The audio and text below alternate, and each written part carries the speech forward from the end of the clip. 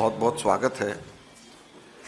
आज AICC law, human rights और RTI department कुछ नए इनिशिएटिव्स अनाउंस कर रही है जो अभिषेक सिंघवी जी और इनकी टीम ने लगातार और ऐसे इनिशिएटिव्स लिए हैं, उसी के आगे कड़ी में जोड़ते हुए और बहुत ही महत्वपूर्ण इनिशिएटिव्स अनाउंस कर रहे हैं। तो बतौर ट्रेजरर मैं इसलिए साथ बैठा हूं कि इसके ऊपर पूरी तरीके से कांग्रेस पार्टी इन इनिशिएटिव्स में सपोर्ट करेगी और आप लोग खुद देखेंगे कि ये बहुत महत्वपूर्ण है और कांग्रेस पार्टी के भविष्य के लिए, हमारी सोच, हमारी विचारधारा के भविष्य के लिए ये बहुत ही महत्वपूर्ण कदम उठाने के लिए इनिशिएटिव लिए जा रहे हैं। अभिषेक सिंघवी जी। धन्यवाद माकन जी। देखिए, मैं शुरुआत में ये बोल दूं कि आभार प्रकट करना आवश्यक है कांग्रेस पार्टी का, कांग्रेस अध्यक्ष का, पूर्व कांग्रेस अध्यक्ष का, और विशेष रूप से जो व्यक्ति सब पर स्ट्रिंग्स होल्ड करते हैं कांग्रेस में, अजय माकन का। मैं इसलिए कह रहा हूं क्योंकि इन्होंने हमेशा से, विशेष रूप से मैंने देखा है, हमारे विभाग के लिए समर्थन जो है मौखिक भी है, शारीरिक भी है, नैतिक भी है, लेकिन इन सब चीज़ों से काम नहीं बनता है, सामग्री और साधन चाहिए होता है। इन्होंने बड़े सरल रूप से विश्लेषण करके हमारे हर इनिशिएटिव का समर्थन किया। इसके लिए मैं पूरी तरफ से, विभाग की तरफ से इनका विशेष रूप से आभार प्रकट करना चाहता हूं, क्योंकि कई अच्छी इनिशिएटिव्स मर जाते हैं सिर्फ बातचीत में या घोषणाओं में, जब तक कि सही रूप से, सही समय पे और सही आकार में उनको समर्थन नहीं मिले। तो दोस्तों, आज विशेष रूप से मैं 4 इनिशिएटिव्स की बात करूंगा और फिर अंत में जो सूची देंगे आपको, उसमें कुछ हाल में 1-2 वर्ष में जो बहुत विशेष महत्वपूर्ण अलग चीज़ें की हैं, उनकी भी सूची आपको देंगे हम। तो पहली बात है एक आईएनसी फेलोज प्रोग्राम की घोषणा। ये लगभग 3 महीने के प्रोग्राम होंगे जिनका उद्देश्य है कि जो युवा हैं, युवा लोग जो कानून से संबंधित हैं, जो क्षेत्र में हैं, पढ़ाई कर रहे हैं, बहुत युवा जो काउंसिल हैं, उनको अग्रणीय पंक्ति में रख के उनको इन्वॉल्व किया जाए, भागीदारी की जाए सांसदों के साथ, और उनको जोड़ा जाए 3 महीने के एक प्रोग्राम में, जिससे वो कांग्रेस के स्टाइल को देखें, कांग्रेस की फंक्शनिंग को देखें और वो बराबर रूप से सांसदों के साथ और सोशल मीडिया विभाग के साथ उनको समर्थन दें, असिस्ट करें। और इससे जो एक अगले युवा पीढ़ी को एक जो अवसर हम देना चाहते हैं कि विपक्ष का क्या रोल है संसद में और किस प्रकार से विपक्ष का रोल कांग्रेस अदा कर रही है, उसकी शुरुआत होगी। तो इसको मैं अपनी पहली घोषणा के हिसाब से आपके सामने रखना चाहता हूं, क्योंकि युवा सोच और कानूनी जोश, लोकतंत्र को इसी से मिलेगा एक नया होश और हौसला। दूसरा है हमारा ये पॉडकास्ट सीरीज, जिसको हमने कहा है न्याय, नेता और नागरिक, NNN। ये जो है, इसका उद्देश्य क्या है कि हम मंच दें, सिर्फ कांग्रेस से सिर्फ तक सीमित नहीं है।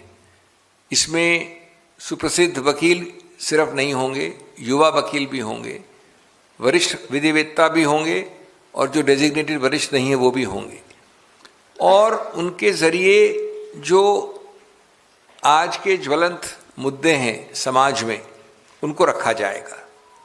विशेष रूप से ये आवश्यक इसलिए है क्योंकि आज असहमति को सिर्फ नकारा जाता है।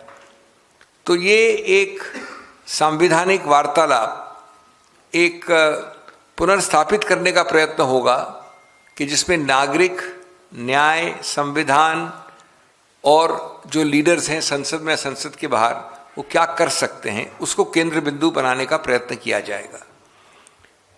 अभी हम निकट भविष्य में 10 या 12 इसके पॉडकास्ट कर देंगे। मुझे सौभाग्य है कि इसका इनॉग्रल पॉडकास्ट मेरे साथ रिकॉर्ड हो गया है ऑलरेडी, और निकट भविष्य में उसी से शुरुआत होगी और उसमें अलग अलग तरह के लोग, और जैसा मैंने कहा समाज के, सोसाइटी के लोग, सिर्फ जो कांग्रेस पार्टी में उन तक सीमित नहीं है ये।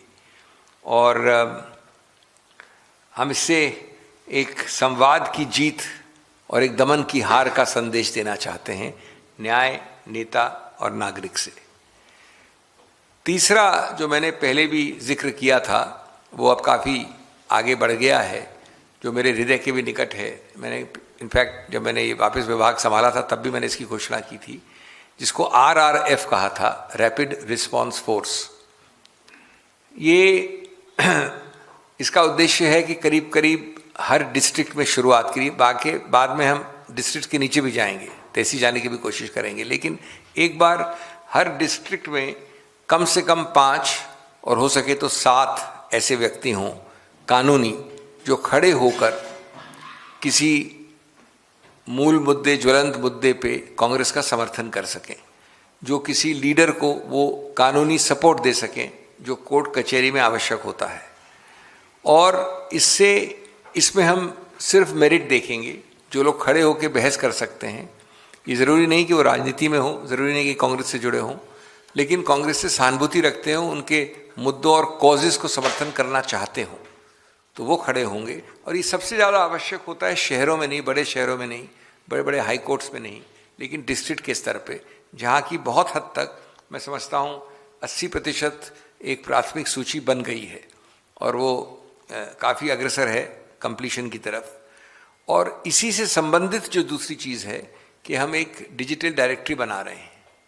वो सिर्फ RRF तक सीमित नहीं है, वो उससे ज़्यादा व्यापक है, ज़्यादा बड़ी है, लेकिन इसमें वो सभी नाम होंगे जो कानूनी स्तर पे अलग अलग तरीके से जुड़े हुए हैं, जुड़ना चाहते हैं, समर्थन देने को खड़े हैं। और वो डिजिटल डायरेक्टरी में सभी आपको मोबाइल नंबर वगैरह, ईमेल मिलेगा, जिससे कि जल्द से जल्द एक तरफ रैपिड रिस्पांस फोर्स, उसके अलावा किसी को संपर्क करना हो, किसी दूर दराज डिस्ट्रिक्ट में रात को किसी चीज़ को बोलना हो कानूनी रूप से, उसके ऊपर एक्शन लेना हो, वो ज़्यादा सहूलियत हो जाएगी उसके लिए। और इस प्रकार हम चाहते हैं कि कोर्ट से ज़मीन तक हर जिले में एक कानूनी ढाल स्थापित की जाए। एक और हमारा मुद्दा जो रहा है अभी हाल में विशेष रूप से RTI एक्ट। हम सब जानते हैं कि RTI एक्ट सिर्फ कांग्रेस लाई नहीं थी, सिर्फ कांग्रेस ने उसको कार्यान्वित नहीं किया था, लेकिन वो एक परिवर्तनकारी, क्रांतिकारी परिवर्तन की एक चीज़ थी। और हमने ये भी देखा है कि उसको निरंतर कमज़ोर किया जा रहा है, निरंतर क्षीण बनाया जा रहा है, निरंतर उसको पतला किया जा रहा है, हर रूप से, परोक्ष रूप से या सीधे रूप से।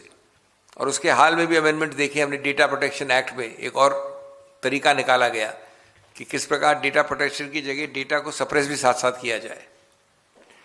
और उसके ऊपर एक याचिका भी हमने की, जिसमें मैं भी पेश हुआ हूँ अभी हाल में, जिसमें कि उच्चतम न्यायालय ने कारण बताओ नोटिस भी दिया है। तो जब ये बार बार पारदर्शिता को घोंटने का प्रयत्न किया जा रहा है, तो और भी ज़्यादा गंभीर हो जाता है कि हम एक ढांचेदार राष्ट्रीय वार्तालाप क्रिएट करें इसके ऊपर, स्ट्रक्चर्ड नेशनल कॉन्वर्सेशन, जिससे कि जो पुराना इसका स्वरूप था, आकार था, स्कोप था, वो पुनर्स्थापित हो और उसकी जो आत्मा है और उसकी जो मजबूती है जो शुरुआत में थी, वो जहाँ तक हो वापस ला सके। तो इस विषय में एक तरफ तो हम कानूनी एक्शन ऑलरेडी ले रहे हैं, जैसा मैंने कहा याचिका में पेश हो रहे हैं इत्यादि, उसमें सिविल सोसाइटी भी है, कांग्रेस पार्टी सीधी भी है, लेकिन साथ साथ हमारा उद्देश्य है और निकट भविष्य में हम इसकी भी घोषणा करेंगे कि एक राष्ट्रीय कॉन्क्लेव समारोह हो इसके ऊपर, और जिसमें कि कानून से संबंधित लोग नहीं, पूर्व सेवानिवृत्त इलेक्शन कमिश्नर्स हों, समाज के लीडर्स हों, RTI एक्टिविस्ट हों, पत्रकार हों, नीतिगत जो एक्सपर्ट्स हैं नीति के, इत्यादि इत्यादि। तो एक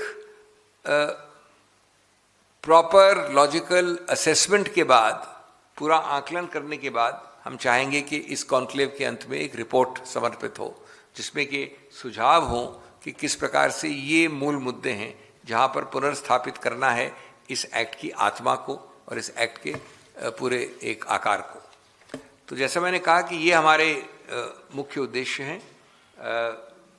मैं वापस अब अंग्रेजी में बोलने की आवश्यकता नहीं समझता, ये चीज़ आपको अंग्रेजी में भी दे देंगे वो, ये चारों चीज़ों के साथ।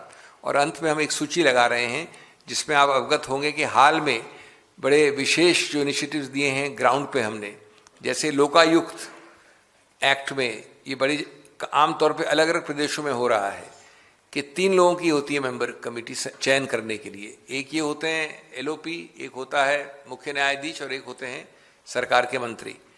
तो 2 लोग बात करके तीसरे व्यक्ति से सिर्फ एक निर्णय भेज देते हैं कि अपना आप सहमति दीजिए।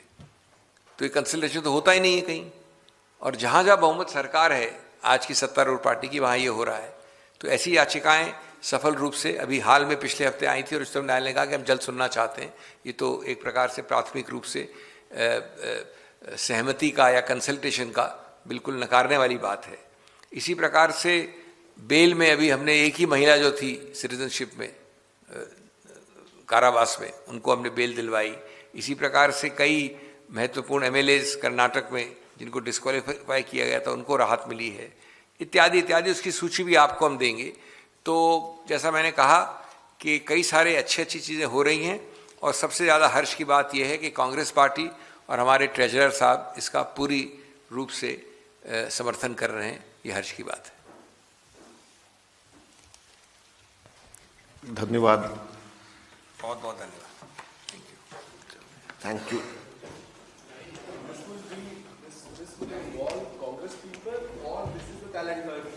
These are 2 kinds of programs.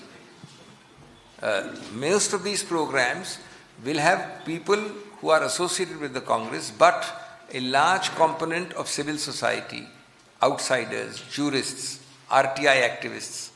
So the whole point I want to make is it's a far wider outreach than being limited to simply party workers. Obviously party workers are not excluded, they are welcome. But for example, this first one about having these people associated in an internship program, they are not Congress people.